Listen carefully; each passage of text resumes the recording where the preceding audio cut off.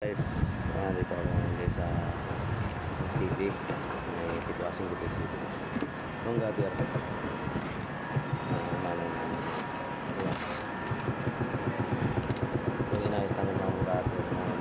Hindi sa gutter ng diferensya. Dito lang yun, gabi yun.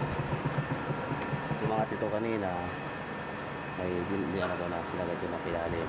Yung pumunta ko na bisya. Para hindi ko na kaya lumalag pa sa tubig dito. Kaya sa bubong umangatis ito. Mga hindi na siya. Mga ulan, hindi na ito mag-aawas na siya dito. Kaya inayos ko na rin ito. Lama ko na rin guys. Para at least maano na din siya. Kapan. Hanggang dito guys.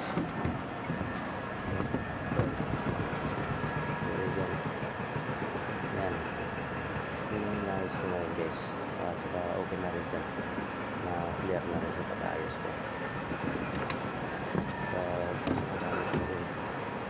Nagamit ko. Yung mga ano ko dito, apilyo at saka riveter.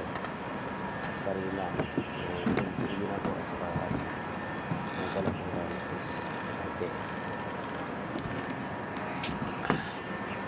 Saka nakantantay ko muna guys ko dahil yung silan na linagay ko yun na ano pa hindi ko pa pili maano dahil mabasa pa kailangan ko pinunasan ko kasi yun pag pinunasan ko sa kailangan ko siyang matuyo patuyuin ko muna yung pinunasan ko na ano na tubig na galing doon sa may cutter bago ko ano na sila ayan, hindi na naman sa ilalim mga dito na hindi na rin sa ilalim dito sa dulo ayan